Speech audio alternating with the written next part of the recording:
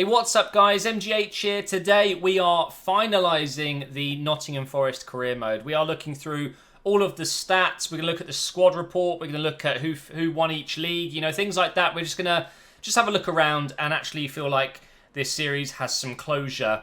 Now, I know we won the treble, which is absolutely amazing, but I still don't know top scorers in the Champions League, all of those things. So that's what we're going to do today.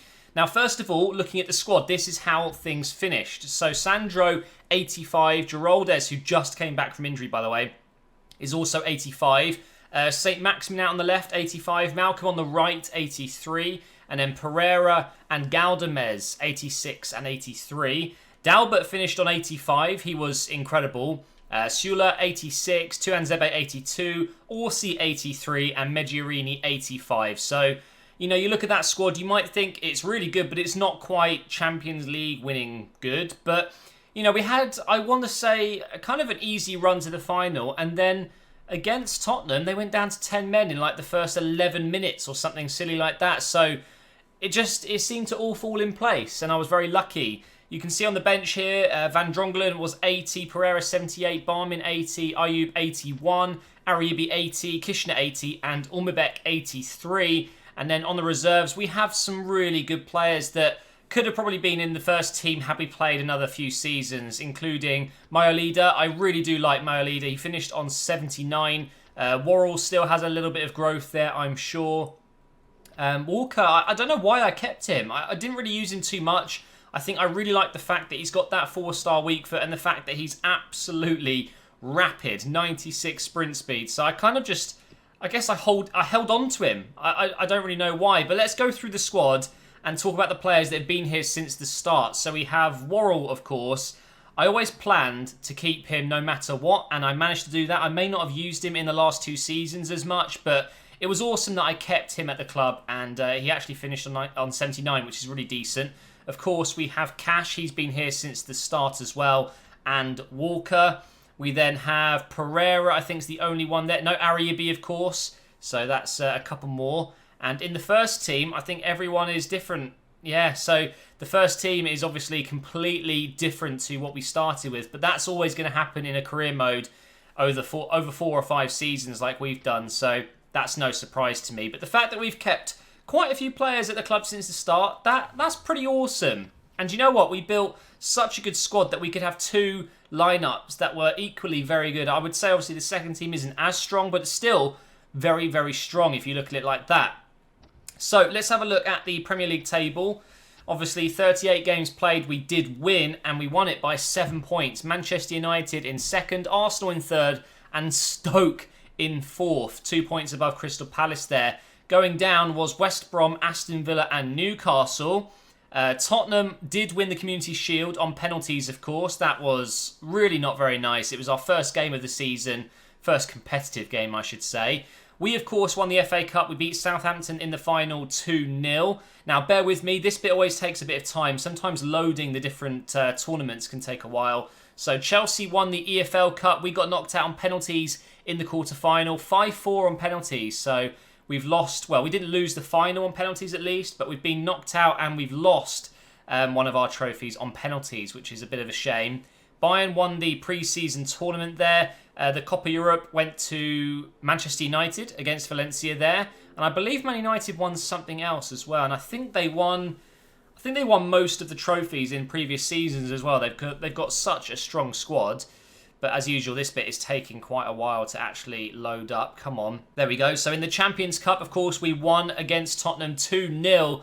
Mainly down to the fact they went down to 10 men. That really did help us out. But again, like I just mentioned, we had a bit of an easy run going into the final. So, of course, we did have Sporting. We beat them on away goals. We then played AC Milan, beat them 2-1 over 2 legs. We then had Monaco. We beat them on away goals as well. And then into the final against Tottenham. So, I think we've been lucky. We really have.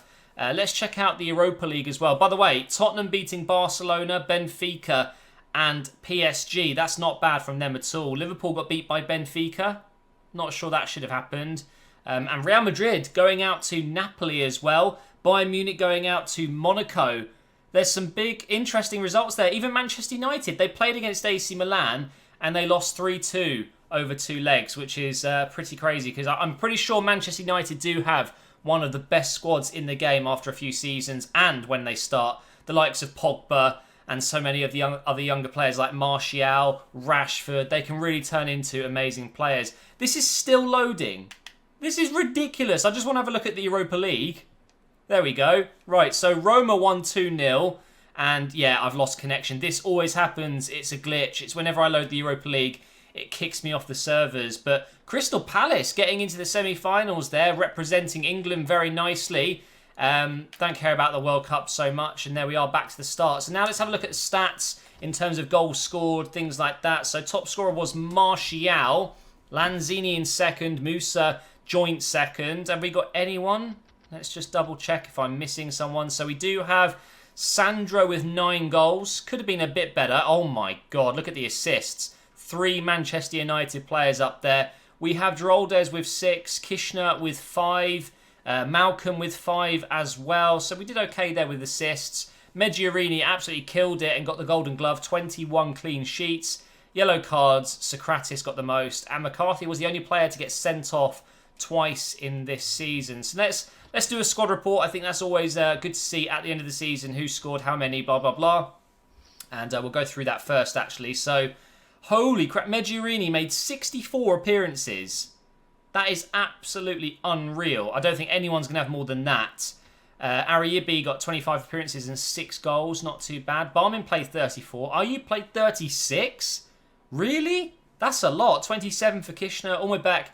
I mean, he was good, don't get me wrong, but 19 appearances, only 3 goals. I think I created more with him. 5 assists there, which proves that. Now, my leader came in late. Obviously, we got him in January. He only played 9 games, but scored a goal. But he was really good for us. I really, really enjoyed using him. Worrell only played 6 games this season. Geraldes, who was injured twice this season, finished with 36 games played, 8 goals, 8 assists, with an average of 7.3 match rating, which isn't too bad at all. Cash played 1 game. Pereira played 31. Not one single goal or assist. Saliba got 2 goals in a couple of appearances. Orsi did really well. 48 appearances. 24 appearances for Schick and 8 goals. That's pretty good. Tuanzebe, 44 appearances. 49 for Dalbert with 6 goals. That's a lot, isn't it? Walker didn't play at all. Malcolm played 46 games. He was just unbelievable. 10 goals, 8 assists. Galdamez was injured a lot. 3 goals, 2 assists in 37 games. And 38 games for Sandro, 20 goals. He really was our top scorer. And he was a free signing. Unbelievable, really, if you think about it. Maximin, another great signing. 34 appearances, 4 goals, 2 assists. We then got Danny Garcia with 22 appearances. Shula with 41. And Leali didn't play a single game. So Medjugorje went up by 3. Pereira stayed the same. Bell stayed the same. I'm only going to talk about players that have grown. So Van Drongelen up by 3 there. Arayibi's gone up by 1. Let's keep going down here. Ulmebek went up by 8. I mean, his stats are pretty ridiculous. I finally got his finishing to 80 now. It's kind of a shame we didn't get him earlier in the season. In the series, sorry. Mayolida went up by 5 there. Worrell up by 2. Geraldes up by 2. Cash up by 2. Let's see if we've got any others. Orsi went up by 4 this season. Not bad. Tuanzebe went up by 1. Dalbert up by 2. Walker up by 2. Malcolm up by 1. Galdamez up by 2. Sandro up by 1. 4 growth for Maximin there. Same for Garcia. Sula went up by 2. And Leali didn't play a game, but still managed to go up by 1. Now, this is a part of the career mode that I think it's really cool, but obviously it doesn't really add much to the career mode. You can't do anything with this information, but I thought we'd check it anyway. So we made a very nice amount of profit this season, 325 million. Our expenses were 90 million, but we earned 415. That is not too bad. So let's see what that totaled up as. So we got transfers, which was plus 50, merchandising, 141 million, prize money, 182, largely down to the Premier League and the Champions League. Pre-season tournament, we got 5.5, season tickets 6.8, and match tickets 29 million. And here's our expenses. So we spent 55 on transfers, and that was after getting free players in as well, like for free. So we probably would have spent more. Travel costs doesn't really mean anything, does it? Stadium maintenance, but player wages quite high, 33 million.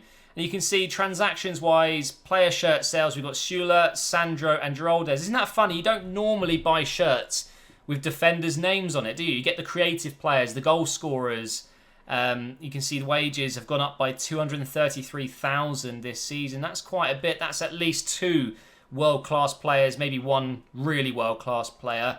And we finished this season with 11.3 million in the budget, with 2 million on wages, so we could easily have more than that. Let's see. Oh, actually, that is a lot less than I thought. So even though we won a massive amount of money towards the end of the season, it doesn't really reflect that at all. So in the Premier League, let's have a look at the stats individually. So Medjurini played every single game. Most goals was Sandro. Malcolm in second, actually. Assists, we've got Geraldes and Malcolm. He was brilliant, Malcolm, wasn't he? Clean sheets, 21 for Medjurini. We got 4 yellow cards with Barmin, and he didn't really play all the games. We got 1 red card with Schuler, and our best player, technically, average rating-wise, was Malcolm and Geraldes. No surprise there. They were my key players, with Sandro up front. Kishner, despite only playing 16 games, did really, really well. He's a great player, don't get me wrong, but maybe just not my kind of player. I don't know how I feel about it, to be honest, but it's interesting to see this. You know, basically, Malcolm is MVP along with Geraldes. They've both been unbelievable. Now, I always look forward to this bit whenever I've done a really long career mode, just seeing our club record, 234 games played, and I won 134. So only 100 of our games we didn't win, which sounds like a lot, but really we did very well. 61 draws, 39 losses, scoring 309 and conceding 144. So roughly, I guess, on average, we're winning games 2-1. It doesn't really work like that, but we stayed with the same club the whole time. We won 3 league titles. We won the Domestic Cup once and the Continental Cup once.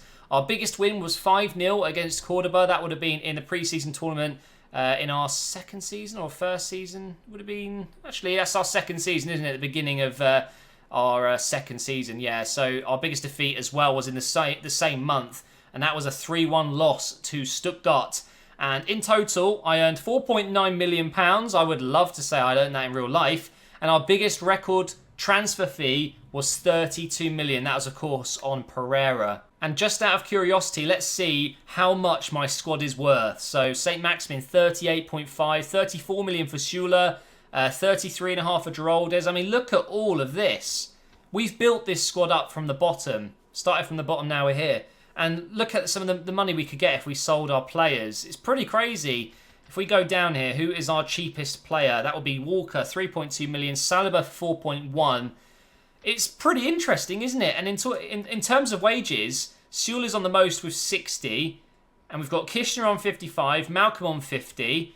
Isn't it funny how Kishner, he wasn't my best player, but I really did sign him on very high wages. And maybe in the future, I should be a bit more careful. I know I signed a lot of pre-contract deals in this career mode, and I think I might try and avoid it a little bit more in future series, because that's crazy money, and at the time it might have felt okay, but really looking at it, I've got some other players like Sandro, one of my best players, only on 35k. How much is Geraldes on? Hang on. Geraldes is only on 20. I mean, that says it all. But that, guys, is going to bring the series to an official end. We finished with 91 manager rating. I already showed you the board expectations thing in the last episode, which I might as well just quickly show you again on the overview. That we did everything we needed to, except from the youth development, really, which obviously I decided not to do. It's not something I failed to do. I just didn't bother. So we could have finished with a higher rating, but 91 is pretty amazing. And that really is it. I can't believe I'm finishing this series now. It's been really good fun. I've really enjoyed playing with Nottingham Forest. I've built, I'd say, one of my best teams yet. I really, really like the team. It's so much fun to use. And honestly, if you're looking for any players to sign for your career modes, just have a look here. Galdamez, for me, is one of the best players I've used in FIFA 17. So much fun to use.